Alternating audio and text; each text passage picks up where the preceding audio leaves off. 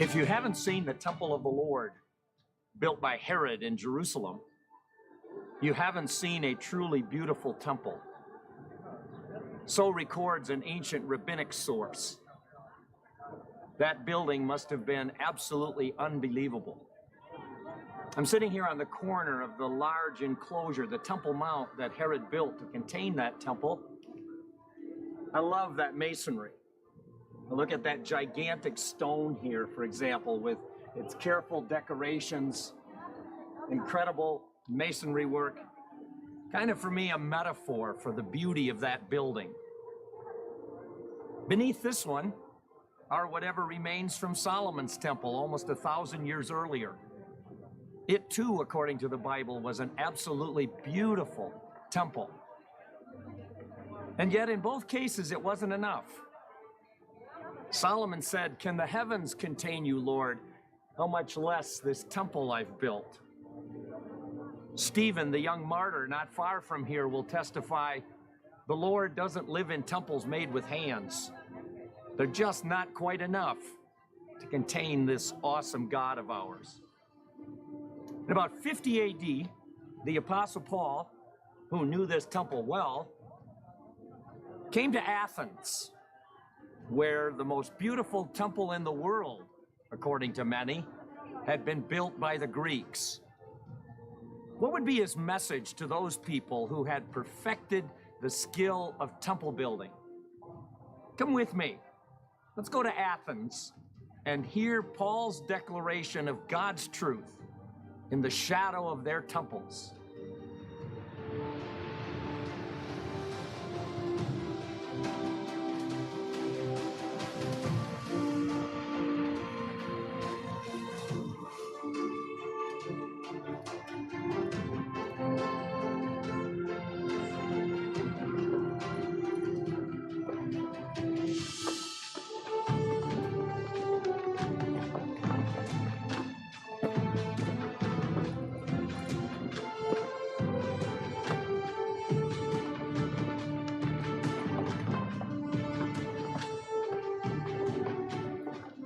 And there it is, the Parthenon.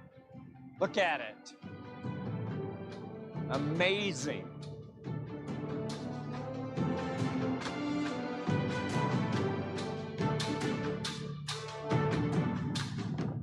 Now, we've come to a hill just to the west of the Parthenon. I know Paul didn't meet here, but it's a great place to talk about that sermon, that teaching, proclamation he calls it, because of the stunning view of the Parthenon, the Acropolis in the background. The Areopagus Hill is right next door here, just to the left. Whether that council, that Supreme Court met on that hill or somewhere else in the Agora, they debate. It doesn't matter. Wherever it was, this dominated over it. The Parthenon. Standing there, strong and beautiful and graceful, as a symbol of everything Greek, the ultimate in beauty, order, rationality, accomplishment, and, as one writer wrote, the ultimate in perfection. Nothing can outdo the Parthenon. And in its shadow, the disciple of Jesus is invited to address the council called the Areopagus. So let's join Paul in the meeting of that Areopagus Supreme Court. What will he say? What will he do? Well, notice first, as he speaks, even though he's been here only a few days, he instantly connects with ideas and metaphors out of their culture. Listen. Paul stood up in the meeting of the Areopagus and said, "Men of Athens, I see that in every way you are very religious." I think they chuckled. Temples, altars, Zeus temple over there, those gigantic columns, and dominating over all the most beautiful of all the Parthenon, with all the altars and temples that are up there on the Acropolis. Yeah, they're religious, and he connects with his audience. I walked around and looked carefully at your objects of worship. I even found an altar with this inscription, "To an unknown God." Now, what you worship as something unknown, I'm going to proclaim to you. They have not found that altar to the unknown God, whatever it was, whatever it meant. It was probably small. I've seen one at Pergamum that they did find, and it's just a small little altar. Scholars debate, what was that altar for? Some say it's in case there's a God we never heard of. Possible. Some say something's happening and we don't know which of the gods is doing it. That's possible too. What is intriguing to me is that that's a way people referred to the Jewish God. Because Jews, remember, didn't say the name of God lest they profane it. They didn't build statues, cut statues of their God. So to a Greek, the Jewish God is unknown. We don't know his name, and we certainly don't know what he looks like. I wonder if Paul is playing with that idea and saying, I saw that little altar out there to an unknown God. I want to talk to you about the unknown God, and they knew instantly, as a Jew, because I'm sure he wore his tassels, he was saying, I'm going to tell you about the God of the Hebrews. Don't know that for sure, but that's an interesting connection. The God who made the world and everything in it is Lord of heaven and earth and does not live in temples made with hands. Now, just a little time we've been here, you've seen the temples made with hands. Again, there's Hephaestus over there, I see it. There's the temples on the Acropolis, the Erechtheion, that beautiful, graceful little Nike temple on the end there. And of course, that stunning Parthenon. Below, one of the largest temples anywhere, what's left of the temple of Zeus. He refers to the temples made with hands. Now, there's a reference I found that orators in the Agora would gesture toward the Parthenon at certain appropriate moments. And I wonder if Paul was in a position when he could say, God does not live in temples made with hands, and point to the most spectacular temple made with human hands in the history of the world, at least in the minds of the Greeks. He is not served by human hands as if he needed anything, because he gives life and breath to everything else. From one man he made every nation, that they should inhabit the whole earth, and he determined the time set for them and the exact places they should live. God did this so that men would seek him, and the Greek there means grope for him blindly. Now, at that point, I think they looked at each other, because Paul is sort of hinting, you guys are like a blind man in the dark, trying to find something. Perhaps reach out for him and find him, because he is near, not far from each of us. And then he apparently quotes two of their philosophers. The first, scholars aren't quite sure. He says, in him we live and move and have our being. Quite similar to a phrase that shows up about the Greek gods. And then the next one, he actually attributes. As some of your own poets have said, we are his offspring.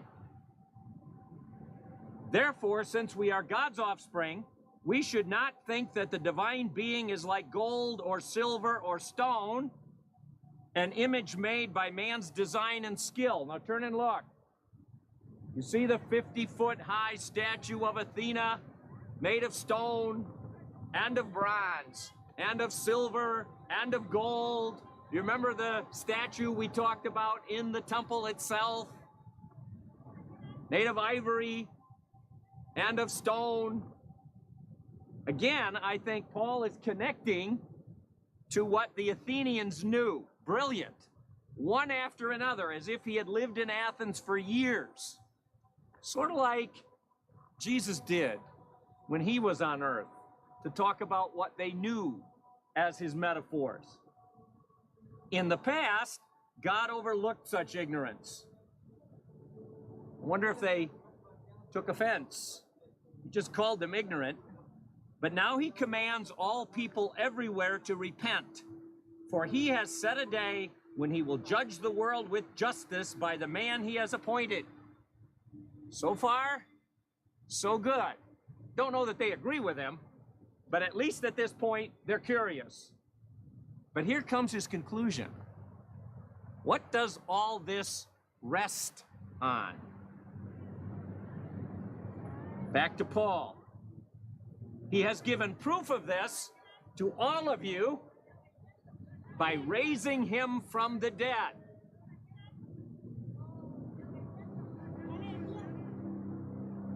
Now there's conversation.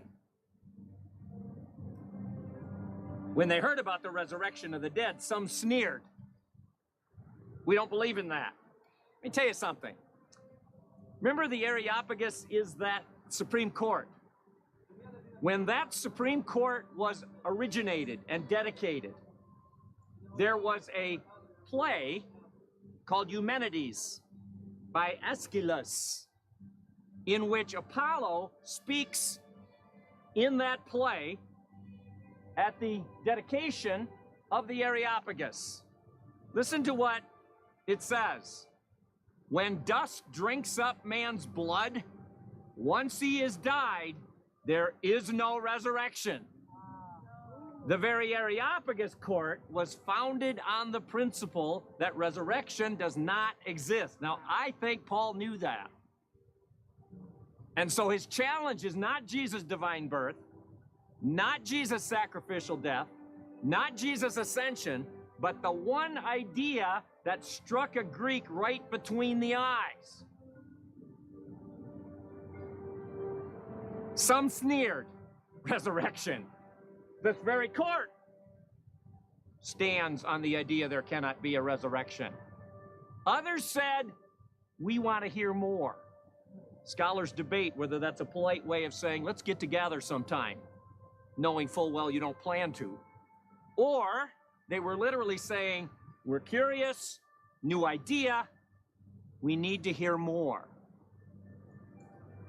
Now, Paul was a master at speaking in the language of this Athenian Greek culture. Temples, images of gold and silver, quotes from their poets and philosophers. He talked a language they understood. Temples made with hands, no less, at the foot of the Parthenon. That's brilliant. But I think that what people miss is where Paul's worldview is coming from. I think there's a tendency, at least I've felt it in my own thought, to think, wow, when Paul went out to the pagans, he learned to speak in ideas, unknown altar idea that pagans would understand. And he doesn't quote scripture like a Bible thumper. In fact, I even heard one person say, you ought to be able to defend the gospel without ever using the Bible. Okay, always give a reason for the faith that is in you. But let me show you something. Let's go back to that story. Let's read it again, but this time read it through the eyes of a Jew wearing a tassel who's saying, I'm one of God's kingdom of priests, trained in the book. The Lord who made the world and everything in it, the Lord of heaven and earth, he begins. Well, that's Deuteronomy. The Lord is God in heaven above and on earth beneath. It's not a quote, but it's clearly an allusion. Hey guys, you want to hear the truth? You Greeks? I'll talk unknown God altars. I'll talk temples made with hands. I'll talk quotes from your philosophers, but my stuff, he is not served by human hands as if he needed anything, because he himself gives all men life and breath and everything else. This is what the Lord who created heaven and earth says. The one who gives life and breath to those who walk upon the earth. Guess what? That's Isaiah. Not a quote, but an allusion. Any Jew in the audience would have said, I know where that's coming from. That's Isaiah. He does not dwell in temples made with hands. Well, that's easy.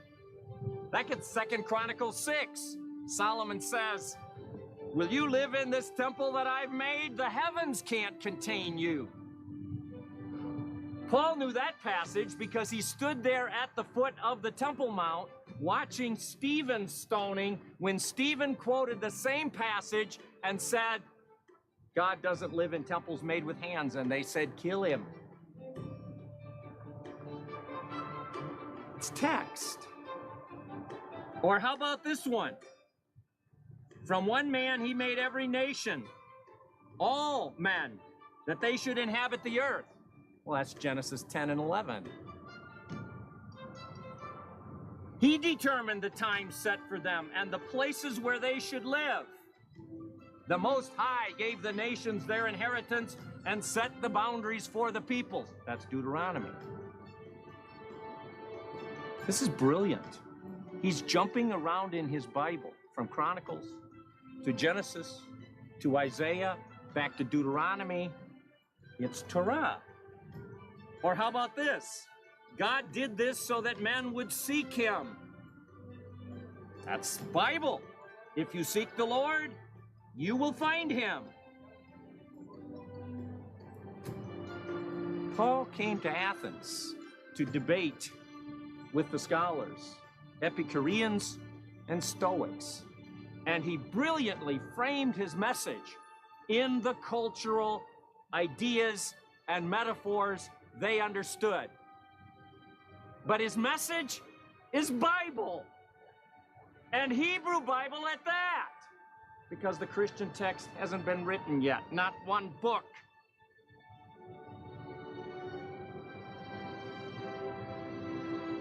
God is looking for a people who engage the culture they live in as men and women of the text.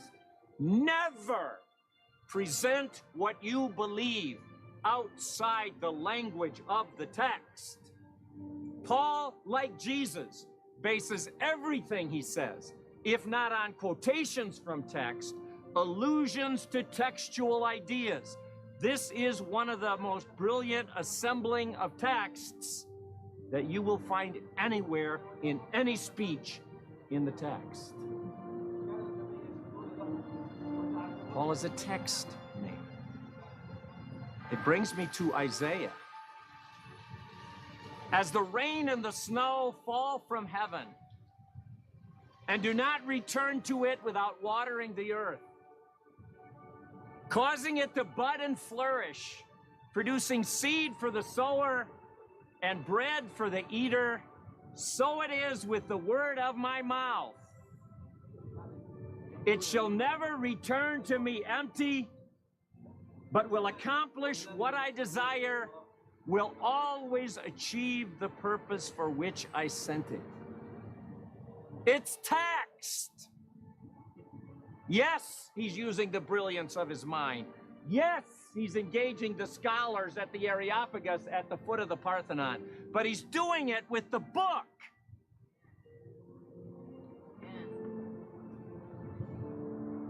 And you and I live in Athens. Oh, not this one, this beautiful city here. We live in the Hellenistic West. And we're losing the very foundation of who we are.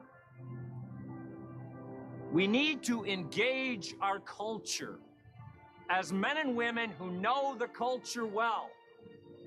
Paul doesn't shout at them. Paul doesn't lecture them. Paul gets to know them. I can't tell you how many people I know in the Christian world who won't read anything they don't agree with, who won't engage those they disagree with, because somehow there's a fear. Paul did. He knew exactly what they thought, and even the categories in which they thought, even to quote their philosophers. Who is wise? is the rabbi saying. He who learns whatever he can from everyone he meets. But we engage that culture as men and women of the text. Can you speak text? Quote, that's good. But not only quote, can you speak truth of text to the world of the scholar?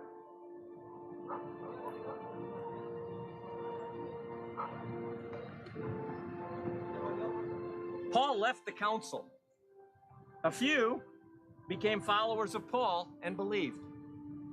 Among them, Dionysius, a member of the Areopagus. Whoa! One of the Supreme Court justices bought his argument, his proclamation, and a woman named Damaris, and a number of others. Bless God. And I want to hold Paul up as a hero and a man of God. But I'd like to have you think of something. There is no first and second Athens in my Bible because apparently he didn't leave a church behind. In fact, he will say the first household in Achaia, and this is Achaia, that came to know Jesus is in his ministry in Corinth, which is next. Now, I'm not criticizing Paul, but I'd like to suggest something. From the beginning, God wanted a people as a partner who would put him on display, who would demonstrate to the world what he's like, who would show the world what it looks like when God is king and in charge. Those Jews wore tassels to remind them of that mission. He didn't invite them to bring God to the nations in rational arguments, in debate, but by example.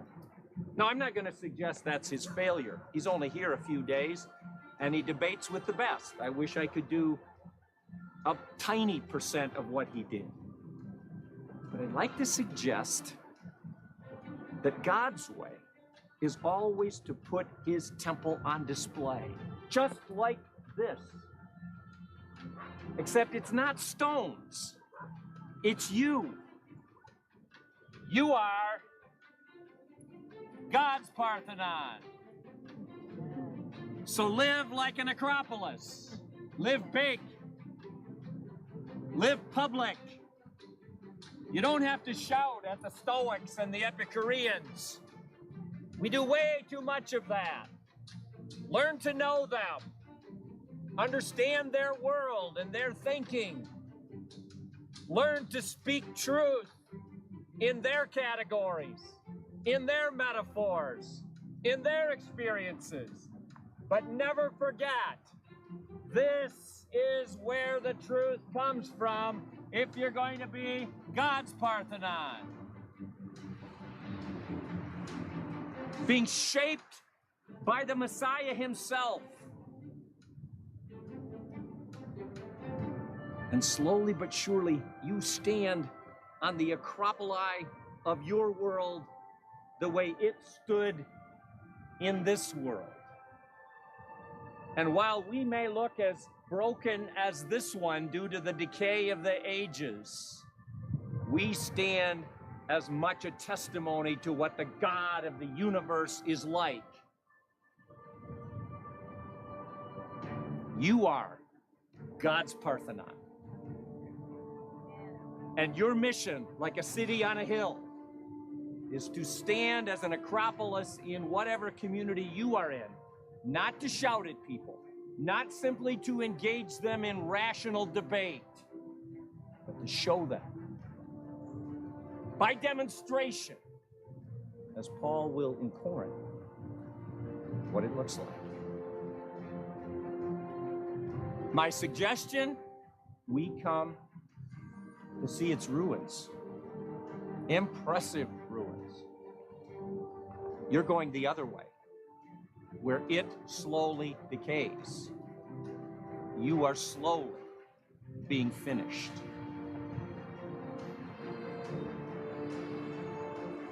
So seek the Lord, Paul says.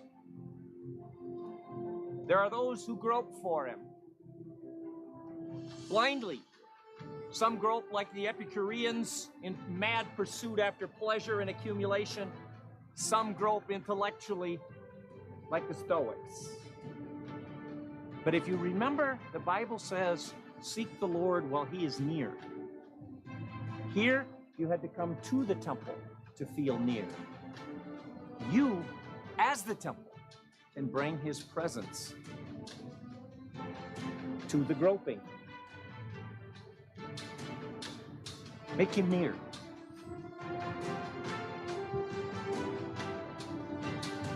And they will find him.